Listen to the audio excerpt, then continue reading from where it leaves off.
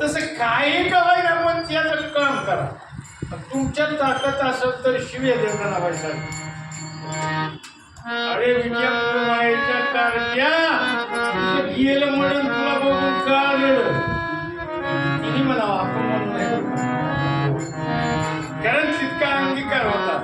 प्रेमसूत्र तोडली तिकडे नेही तिकडे येतो हरी. पण कशाने प्रेमसूत्र म्हणलंय त्याला. आणि आपल्या पैसे जर प्रेमच नसेल तर आपले बी ऐकत नाही. काय करावं? प्रेमाने काही होतं, भांडणाने होतं का?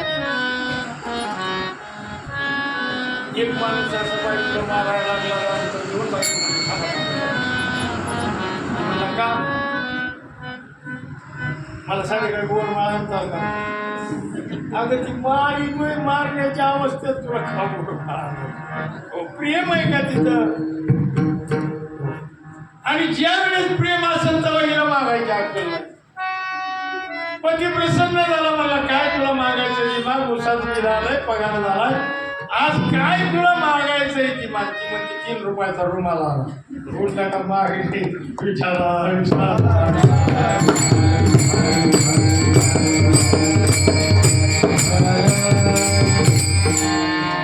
देव प्रसन्न झालाय आणि मागणी काय मागावं? प्रसन्न झाल्यावर भगवान प्रसन्न आहे. हो, आपल्याला मागायची व्याख्या लागते ना काय व्हावं. हो, मागण्यामध्ये सुद्धा काय मागावं? हो, ज्याच्यामध्ये जगाचा उद्धार होईल अशी मागणी जी असावं आपली. तुम्हाला सांगतो, जगाच्या कल्याणा संतांच्या देह कष्टविधी बरोबर अशी सीताबाईने तुम्हाला सांगतो मागणी केली. हनुमंत बाप्पाला प्रभू रामचंद्रानं पाठवलं, तिची सोडवण केली. हो, असा प्रत्येक भक्त आपल्या शिष्याची यात्रा करतो, मागतोय. पण काय मागितलं पाहिजे? आपण त्याला काय दिलं पाहिजे? नाहीतर आडगावरून बाडगाच्याला काय मागावं हे कळाना, काय द्यावं ते कळाना.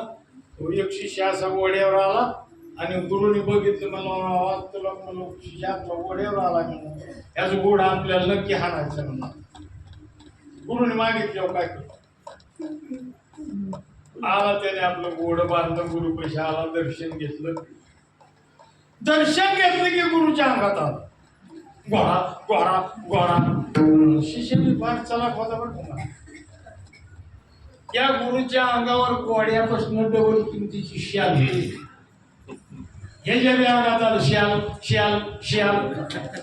गुरु म्हणाला, आपलं पुढचं निघालंय, आता आपला मंत्र बदलायला पाहिजे. म्हणला, तुझी तुला, माझे मला, तुझी तुला माझं. नाही, आपला परमार्थ जर असा असेल तर आपल्याला केव्हा प्राप्त व्हायचं? तो प्राप्त करण्यासाठी तुम्हाला सांगतो, जर त्याला काही लागत नाही. काय लागतं त्याला? थोर प्रेमाचा भुकेला हाच दुष्काळ. फक्त प्रेम द्या, काही देऊ नका. पण आपल्यापाशी देण्यासाठी हाच काय? मी आज देवाला दुधाने आंघोळ घातली, दूध तरी तुला दिलंय का? दूध बी त्याने दिले. कोण करी बाळा सवे दुधाची उत्पत्ती वाढवे श्रीपती दोन्ही सवे. देवाला फुलाचा हार घातला, फुलं तुझी नाहीत ना. काय आहे तुझं? काय नाही. मग काय आहे तुझ्यापाशी? अरे मन हा मोगरा अल्पोणी ईश्वरा पुनरपी संसारा एक नाही. त्याच्या पलीकडे तुझ्यापाशी काय नाही. त्याच्यासाठी आपलं अंतःकरण, त्याच्यासाठी तुम्हाला सांगतो कळवळलं पाहिजे, दरवळलं पाहिजे. तर कुठेतरी धर्म हा जागृत राहतो. आणि धर्म जर जागृत राहिला तर आपला परमार्थ जागृत राहतो. मला हो, परमार्थ जागृत राहिला तरच आपल्याला मागण्याचा अधिकार पोहोचतो. आणि मग त्या भक्तांनी म्हणा, देवा माझा जर अंगीकार केला तो तर माझं बाहेर तरी किती कर, मागणं तरी काय? तुझ्यापाशी काही बी आहे पण माझं मागणं नाही. मी म्हणतो देवापाशी काहीच नाही. काही उणे तुम्हापाशी मी महाराज लंका कोणाची होती? शंकर करायची. पूर्वी शंकराची होती ती गेली देण्यावारी रावणाचीच होती. कुणाला दिली? तो पहिला त्या नगरीचा तुम्हाला सांगतो युवराज रावणाची काढली बिभीषणाला दिली. किष्किंधा सुग्रीवाची काढली वाणीची काढली सुग्रीवाला दिली. काय दिली देवाने पदर याचं काढून त्याला देतो दुसरं काय देत देव म्हणजे बँकेत काढण्यासारखा देव काय कुणाला पदरचं देत नाही आणि दिलं तर त्याला सरत नाही. पण मागावं काय ह्याची बी आपल्याला भांत नसते. त्यामुळं हो तुकोबाराच्या अनेक अभंगामध्ये मागणे आहेत पण जगाच्या कल्याण संतांच्या विभूती ध्येय कष्टविधी परोपकारी हे अशी मागणी असावं. हो अभंगाचं तिसरं चरण सांगणार आहे बाबा मी मागितलं तर किती मागणार आहे तुला काय उणे तुम्हापाशी मी तर अल्पसा संतोषी. तू जर माझा अंगीकार केला तर तुझ्यापाशी काय कमी देवा. अभंगाचं तिसरं चरण कैसी